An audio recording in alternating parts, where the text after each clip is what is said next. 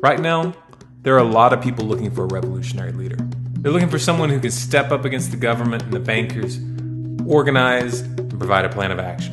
One doesn't have to look very far to see evidence for this. The calls for leadership aren't always explicit. Sometimes it's just as simple as asking, "What now? What do we do?" But make no mistake, when you say things like this, you are in fact advertising that you're looking for someone to guide you. And for someone who's looking to take the reins, you're letting them know that the opportunity is there. This is a very dangerous situation, because what we have is a power vacuum, and a lack of clarity as to how that vacuum should be filled. It's dangerous because someone could easily arrive on the scenes right now, tell you what you want to hear, and lead you in a direction that could be far worse than our current situation. And yes, it most definitely could get worse. Those who can't see that don't know their history. If you want an idea of what I'm talking about, if you want an example of how bad things can get when the wrong person takes control of a revolution, do some research into the consequences of Robespierre's leadership during the French Revolution. Contrary to popular belief, it wasn't just the nobility being executed in droves during this period, but in fact, anyone and everyone who dared to disagree with him and his policies. Historically, the French Revolution is far more representative of what happens during political upheavals than what we saw during the American Revolution. Periods of instability and chaos favor the rise of dictators. Now, I could try to tell you that the desire for leadership is a psychological fault or a sign of weakness. That really wouldn't be fair. In itself, the desire for leadership is natural. It's a built-in aspect of our disposition as a species. Just like wolves and gorillas always end up with alpha males and alpha females, humans will probably always have a tendency to have a leader of the pack to some degree.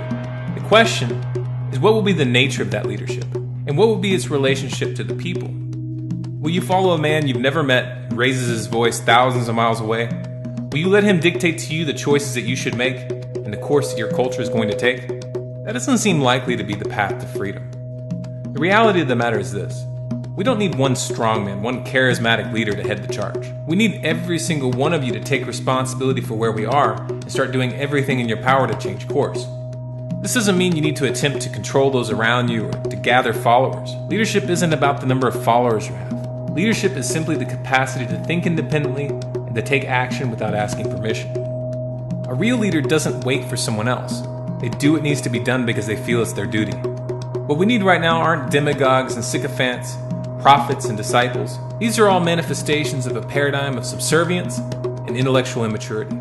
What we need are reluctant leaders, individuals who have absolutely no desire to stand above others, and who are much more interested in building up those around them than they are in rising to great heights politically. If you don't see someone like this around you, the answer isn't to complain or to criticize those around you who are trying but fail to live up to your expectations. The answer is to be that leader, especially if you don't feel worthy, especially if it goes against every fiber of your being to do so. Those who desire power usually shouldn't have it. When I say that you should be that leader, it doesn't mean that you have to have a plan. This doesn't mean that you need to know how to organize people or be a charismatic public speaker. Leadership isn't a specific skill. It is strength of character. Rosa Parks was not a trained orator. She didn't have any experience managing political movements or media campaigns, and she didn't have to.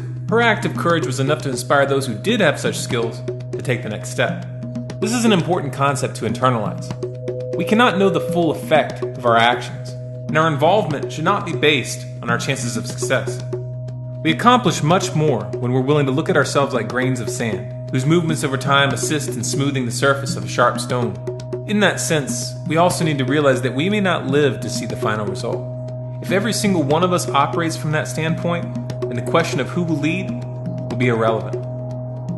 If you agree with this message, please share it with other people. Post it on Facebook, post it on Twitter, post it on your website. Send it to your friends via email. And if you'd like more content like this, please subscribe to this channel, Storm Clouds Gathering, here on YouTube. We have a new video coming out every Monday and Wednesday, and we have a bonus video tomorrow. For bonus content and other updates, please follow us on Facebook, facebook.com/StormCloudsGathering, on Twitter at Collapse Updates, and of course our website, stormcloudsgathering.com.